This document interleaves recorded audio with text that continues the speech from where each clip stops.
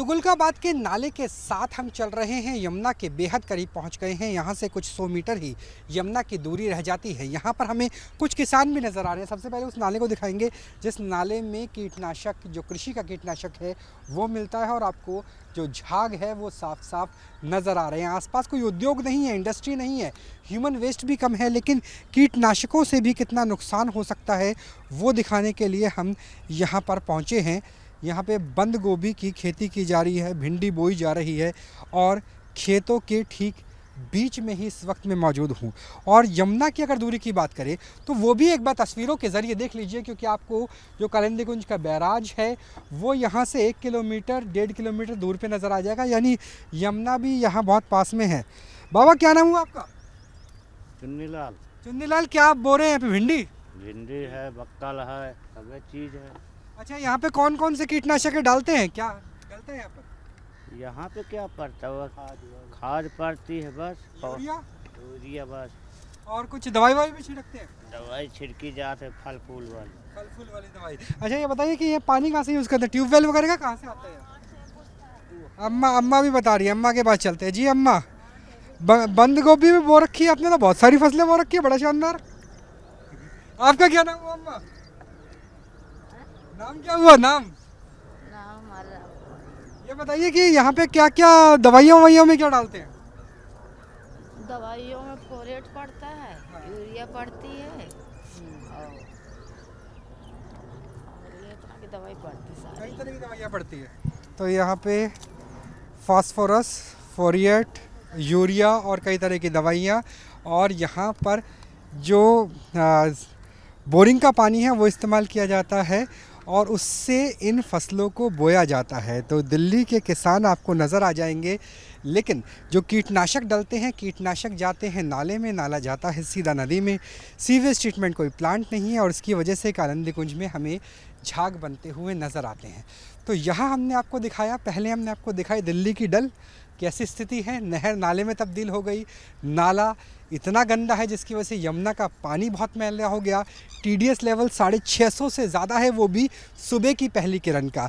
किसानों की स्थिति देखिए, किसान कौन कौन से कीटनाशकों का इस्तेमाल करते हैं, बंद गोभी से लेकर के और भिंडी तक यहाँ पे बोई जा रही है, और नया जो खेत है वो भी तैयार हो रहा है, और वहाँ भी नलाई का काम चल रहा है। यहाँ पर जो फसल है उसे काटने का काम चल रहा है। अब आपको इसके बाद लेके चलेंगे उस हैंडपम्प में, उस जेड पंप में, जिससे इस पानी का सिंचाई किया जाता है। ना सिर्फ सिंचाई किया जाता है, बल्कि यहाँ पर काम करने वाले जो सैकड़ों किसान हैं, ज़्यादातर तो दूसरे राज्यों से आए हैं।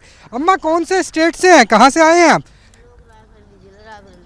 जिला रायबरेली, यानी उत्तर प्रदेश के रहने वाले हैं, रायबरेली के रहने वाले हैं। अलग अलग राज्यों से यहाँ पर कृषि मजदूर के तौर पर आते हैं। वो जिस पानी से सिंचाई करते हैं, जिस पानी को यहाँ रहते हुए पीते हैं, क्योंकि भले ही अभी गर्मियाँ नहीं आई हो, लेकिन जब आप लगातार खेतों में काम करेंगे पसीना बहुत आता है, पानी बहुत पीना पड़ता है, और इनकी किडनी में पथरी हो जाती है, स्टोन हो जाती है। उसकी क्या वजह है वो भी आपको लेके चलते हैं यहाँ से सीधा हैंडपंप की ओर। उत्तर प्रदेश के अलग अलग जिलों से यहाँ पर कृषि मजदूर आकर के काम करते हैं दिल्ली के खेतों पर। छोटे छोटे बच्चों को आप देख सकते हैं, और ये बच्चे वही पानी पीते हैं जिसकी हम आपसे बात कर रहे थे, और उसमें TDS जो आमतौर पर 100 से ज़्यादा होगा, तो कम से कम इतने छोटे बच्चे के लिए नुकसानदेह होगा। हेलो, तो नुकसानदेह होगा। छोटे छोटे बच्चे हैं, परिवार हैं, यहाँ पर काम करते हैं, और इसी से ही उस फसलों को बोया जाता है जिन फसलों को हम और आप दिल्ली NCR में खाते हैं, और यमुना के आसपास उन्हें बोया जाता है। हम यमुना के बिल्कुल पास पहुँच गए हैं। आपको यहाँ पर यमुना का पानी, अगर मेरे कैमरा सहयोगी थोड़ा जूम करके दिखाएं, तो यमुना का पानी भी नज़र आ जाएगा। और इसके पास जो बोरिंग है उसकी स्थिति क्या है, क्योंकि जो जहाँ मैं मौजूद हूँ यहीं से ही, इसी बोरिंग के पानी से वो पूरी की पूरी पाइपलाइन जा रही है जिससे सिंचाई किया जाता है। मैं चाहूँगा कि सुभाष इसे भी दिखाए कि ये जो पानी है इसी से ही सिंचाई किया जाता है। इस पानी का TDS कैसा है, और जहाँ पे हमने आपको बताया कि उत्तर प्रदेश के अलग अलग ज़िलों से झुग्गियों में अस्थायी रूप से रह रहे लोग भी हैं, छोटे बच्चे हैं उनके परिवार में, छोटे बच्चे चंद महीनों से लेकर कुछ सालों के, और यहाँ पर हम उस हैंडपंप को देख सकते हैं जिस हैंडपंप के पानी को ये लोग पीते हैं, उनकी स्थिति क्या है। और इसी पानी से सिंचाई भी की जाती है जिस फसलों को आप और हम दिल्ली एनसीआर में खाते हैं, उनकी स्थिति क्या है। लगातार हमारे साथ बात करने के लिए सचिन बने हुए हैं। सचिन, इस हैंडपंप के पानी को मैं भरता हूँ और यहाँ से हम एक बार टीडीएस का लेवल लेना चाहेंगे। क्वालिटी है वो क्रिस्टल एंड क्लियर है, साफ लग रहा है।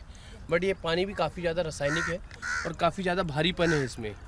जो हम देख रहे हैं कि लोगों को ना पथरी हो जाती है, पेट में अपच हो जाती है, पेट में गांठें पड़ जाती हैं, अपेंडिक्स की प्रॉब्लम्स होती है, उसका बहुत बड़ा कारण ये टीडीएस का बढ़ना ही है।